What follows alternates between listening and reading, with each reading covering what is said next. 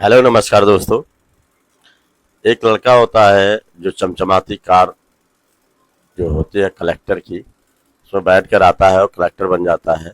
और आने के बाद एक जगह गाड़ी रोकता है, तो वहाँ पे कंस्ट्रक्शन का काम चल रहा होता है। तो कुछ लेडीज़ें वहाँ पे काम करती हैं और वहाँ पे 3 बहनें भी रहती हैं। और वो तीनों बहनें जो हैं, उसमें से एक छोटी बहन देखती है और आके कलेक्टर साहब के पास आके रोने लगती है।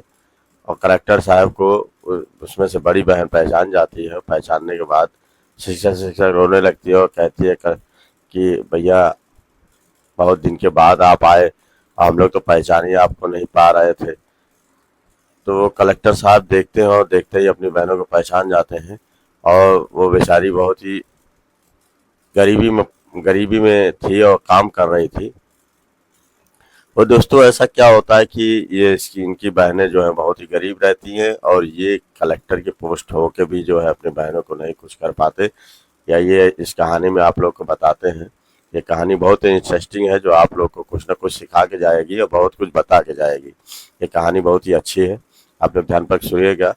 और हमारे चैनल को लाइक सब्सक्राइब जरूर करिएगा और कमेंट करिएगा कहानी आप लोग को कैसी लगी। अच्छी लगी तो लाइक शेयर जरूर कर दीजिएगा। ये कहानी दोस्तों एक है बिहार की, जो दंपति रहते थे, उनके 3 लड़कियां और एक लड़का था। और तीनों लड़कियां जो हैं, और दो और लोग, 3 2 5 लोग, और 3 लड़कियां होते हैं, एक लड़का होता है। और उनके और 2 वो 3 6 लोग परिवार में होते हैं। और वो बहुत ही गरीब परिवार होता है। बच्चों का पालन पोषण बहुत ही अच्छे से करते हैं सब, लेकिन गरीबी बहुत ही तगड़ी रहती है। तो वो क्या करते हैं कि वहाँ से वो लोग चले जाते हैं, सूरत चले जाते हैं। और सूरत में एक झोपड़ी डाल के, झुग्गी झोपड़ी डाल के वहीं पे गुजर बसर करते हैं और काम धंधा करते हैं। और काम धंधा करने के बाद जो है किसी तरह खर्च चलाते हैं। तो बाप जो रहता है, वो अपने छोटे, जो सबसे छोटा बच्चा रहता है, उसका एडमिशन करवाते हैं एक सरकारी स्कूल में और वहीं वो पढ़ने जाता है। फिर धीरे धीरे वो थोड़ा बड़ा होता है, उसका नाम राहुल रहता है। और फिर किसी तरीके से वो बच्चा जो है हल्का सा बड़ा होता है और बहनें भी काम करने लगती हैं। तो काम करके वो ज़्यादा पढ़ती लिखती नहीं है, क्योंकि जो है गरीबी तगड़ी रहती है। तो वो सब कुछ बड़ी रहती हैं, वही काम धंधा करती हैं। और सब काम धंधा करके जो है किसी तरीके से अपना गुजर बसर करते रहते हैं। तो एक दिन लड़के से उसका बाप, उनके पिता पूछते हैं कि राहुल बेटे, ये बताओ तुम क्या बनना चाहते हो। तो वो छोटा सा बच्चा वो क्या बोलेगा, वो ऐसे ही कह देता है, कहीं सुने रहता है, क्या तुम कलेक्टर बनोगे क्या। तो वो सुने रहता है, तो वही कहता है, पापा मैं कलेक्टर क्या होता है, मैं कलेक्टर ही बनूंगा। तो उसके पापा कहते हैं, देखो बेटा, ये कहने वाली बात नहीं है। कलेक्टर एक बहुत बड़ी पोस्ट होती है जिसमें सब कोई पास ही नहीं हो पाता है। इसमें बहुत पढ़ाई करना पड़ता है, पैसा लगता है। और जब पैसा लगता है तो उसके साथ साथ मेहनत और लगन भी करनी पड़ती है, तब पढ़ाई पूरी होती है। सिर्फ पैसे से ही कलेक्टर नहीं बन पाओगे।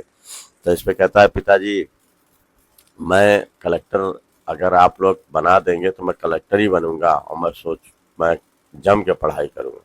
तो इससे धीरे धीरे बच्चा बड़ा होता है और बड़ा होने के बाद उसको कक्षा 10 का एग्ज़ाम दिलाते हैं, जिसमें वो फर्स्ट डिवीज़न आ जाता है। और उसकी पढ़ाई की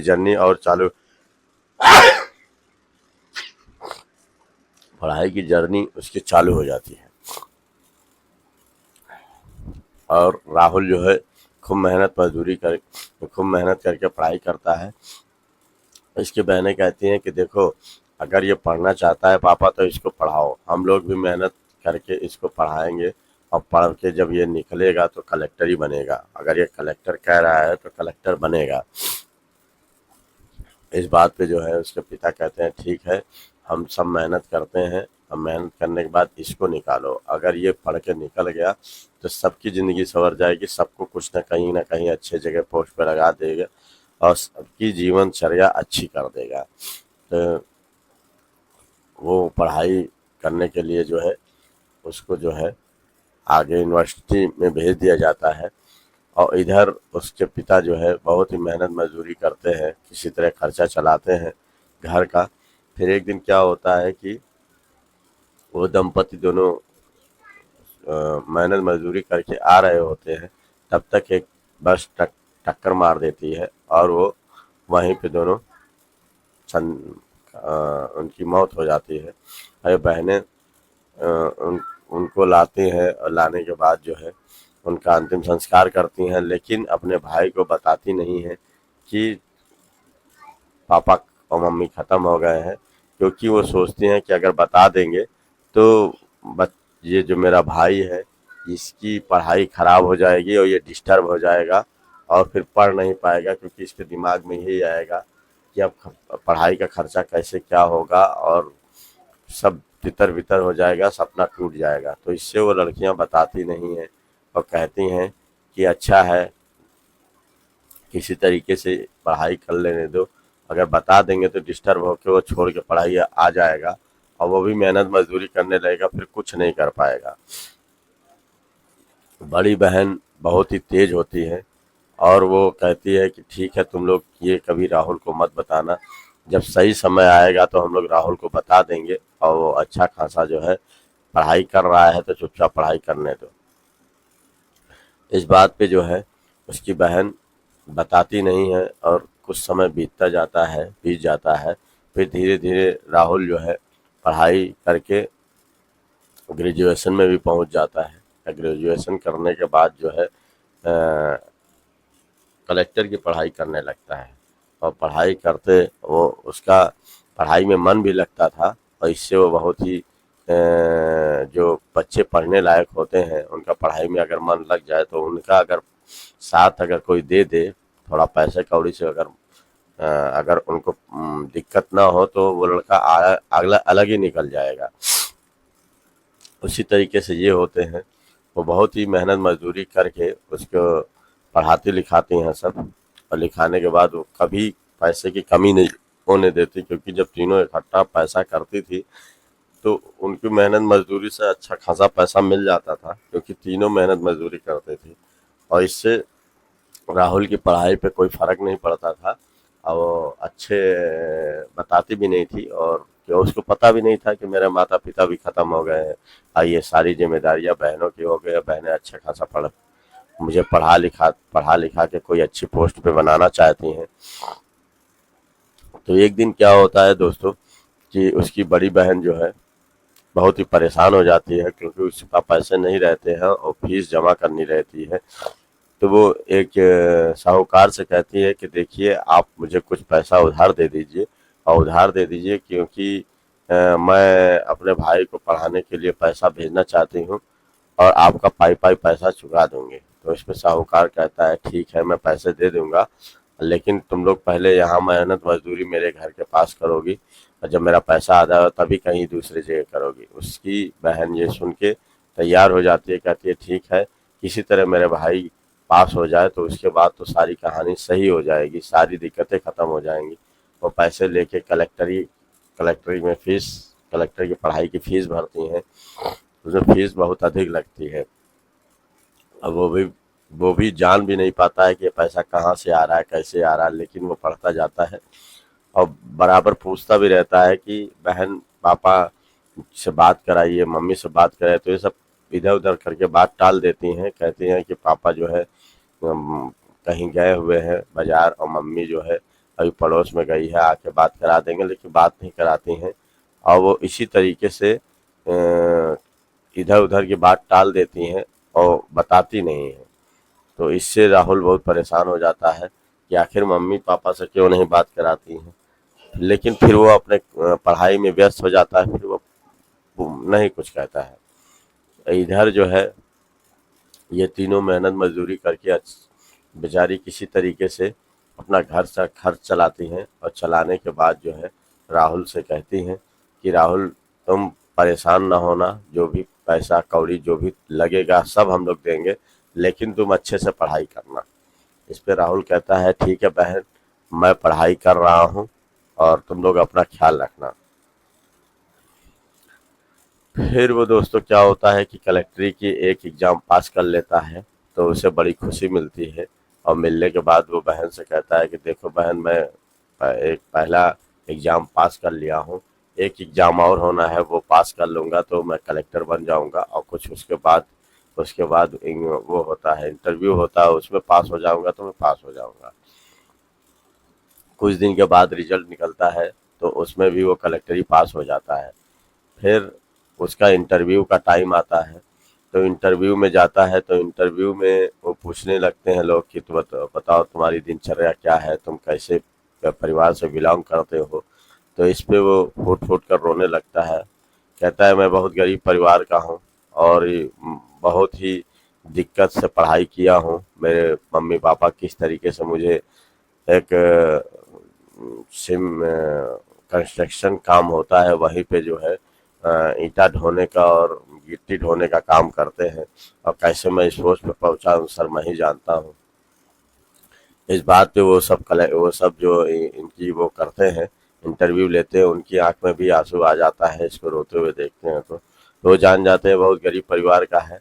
तो कहते हैं वैसे भी पोस्ट में ये पास होके आया है, और इसे इंटरव्यू में क्या पूछा जाए इसको तो सब मालूम ही है। तो वो इनको पास कर देते हैं। और पास करने के बाद ये भी बड़ा खुश हो जाता है, अपनी बहनों से कहता है देखो मैं कलेक्ट्री पास हो गया हूँ, अब मैं ट्रेनिंग पे जा रहा हूँ, कुछ दिन ट्रेनिंग करने के बाद ही आऊँगा। तो वो कुछ दिन के बाद ट्रेनिंग करने वो चला जाता है, और ट्रेनिंग करने के बाद फिर वो सरकारी गाड़ी से साल भर के बाद फिर वो कहता है हमें गांव चलना चाहिए। तो गांव की ओर प्रस्थान करता है, और गांव में आता भी है।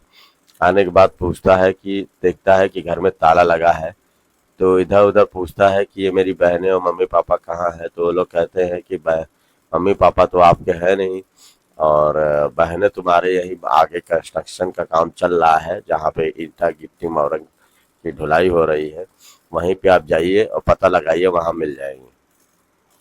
तो इस बात पे वो बड़ा हैरान होता है कि ये सब क्या बता रहे हैं, तीनों मेहनत मजदूरी करते हैं और पापा मम्मी का भी कुछ खबर नहीं बता रहे हैं।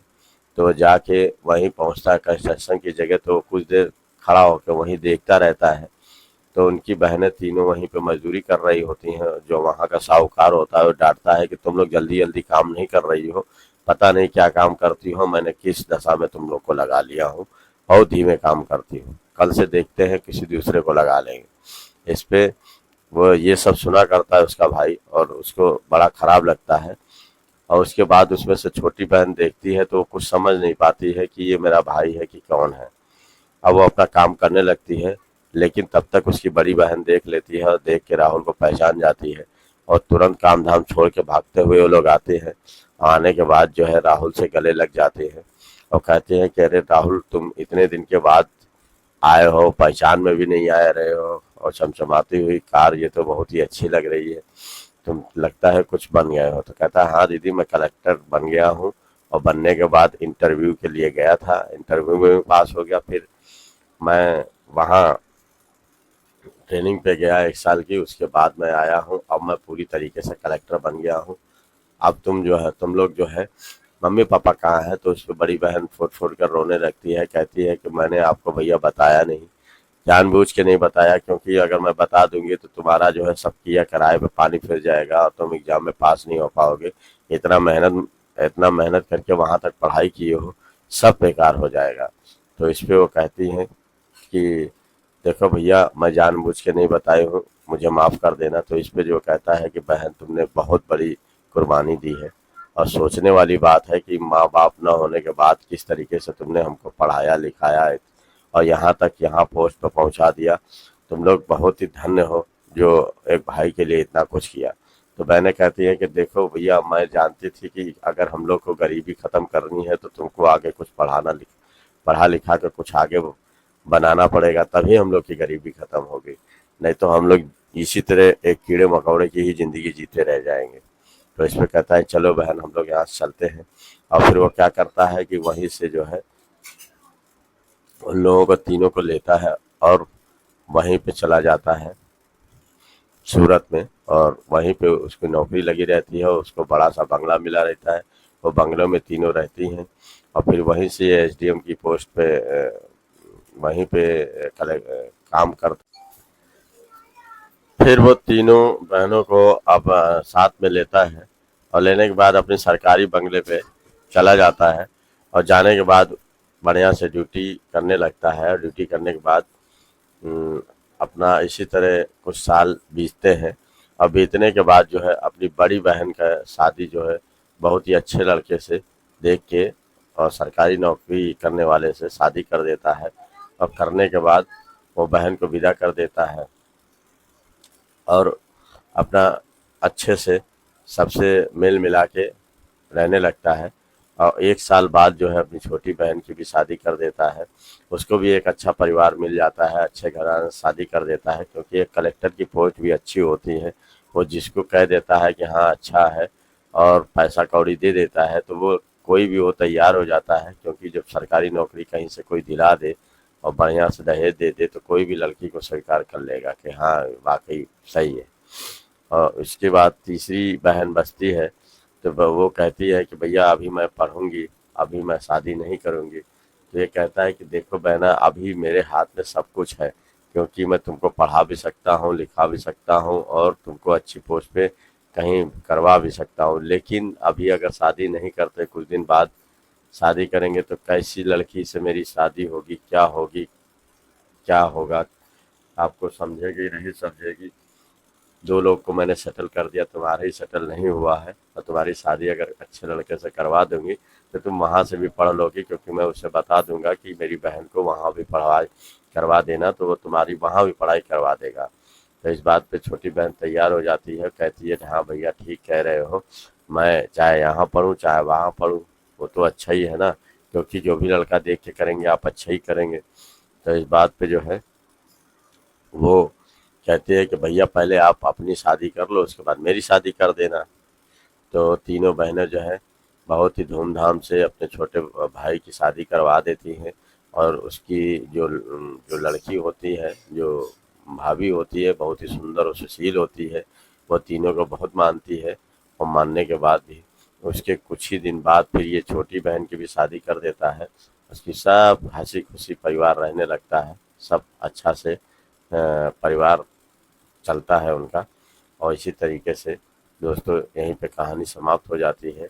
और कहानी आपको कैसी लगी जैसा हो आप लोग शेयर कमेंट जरूर करिएगा और जैसा हो बताइएगा। बाकी धन्यवाद, नमस्कार।